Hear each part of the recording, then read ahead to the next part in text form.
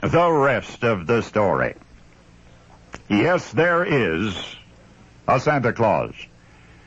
Since 1950, he has been visiting Children's Hospital National Medical Center in Washington, D.C. each Christmas time. Each year, the nurses passed out candy canes and small gifts before Santa's arrival. Suddenly, there he was, big and beaming in his bright red Santa suit trimmed in gleaming white. Ward by ward, Santa made the rounds, visiting with each child individually, inquiring of Christmas wishes, comforting whom he could. And then after an hour and a half or so, Santa's visit was over, and he would return to wherever Santa returns until next year.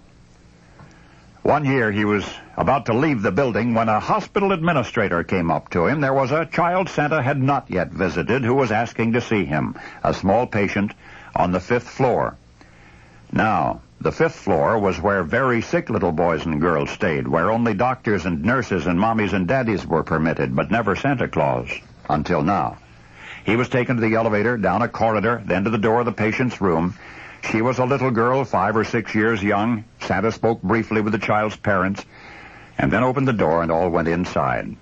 She was so small, her skin quite white. She was a very pretty little girl, a fact which remained strangely undiminished by the tubes to which she was bodily attached. She was also quite still, as one who is very ill, and her eyes were glazed, had the barest touch of life left in them. But as Santa approached the girl's bedside, her vacant eyes began to glimmer, and then to sparkle, and then to shine. And Santa reached down, the child reached up, wrapped a tiny hand around 2 of Santa's fingers. She still had that look of amazement on her face, of wonder and astonishment. Santa spoke to the little girl as he'd spoken to the other children, warmly and quietly.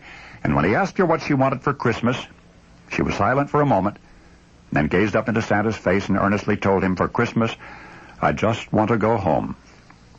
Tears welled up in Santa's eyes and spilled over onto his rosy cheeks. He assured the child in a voice that broke that he would do everything he could to make her Christmas wish come true.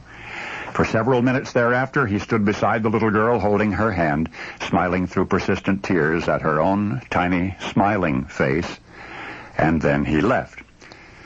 2 days later, on Christmas Eve, the little girl, in a way, got her wish, went home forever.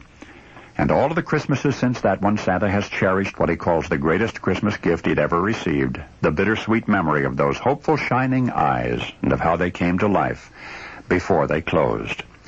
It has been suggested, whoever he is, that vision in red and white who has appeared at Children's Hospital in Washington for the past nearly 40 Christmases now, that he is not who he seems, but rather a man who all these years has inobtrusively volunteered his time, an ordinary man who is only pretending. And yet I would not be surprised, would you, to learn that he is the real Santa Claus, and that the rest of the long year he merely pretends to be the weatherman on the Today Show, Willard Scott. I'm told that each Christmas, Willard Scott receives a phone call from the parents of a little girl who was, once upon a time. Now you know why. Because now you know the rest of the story.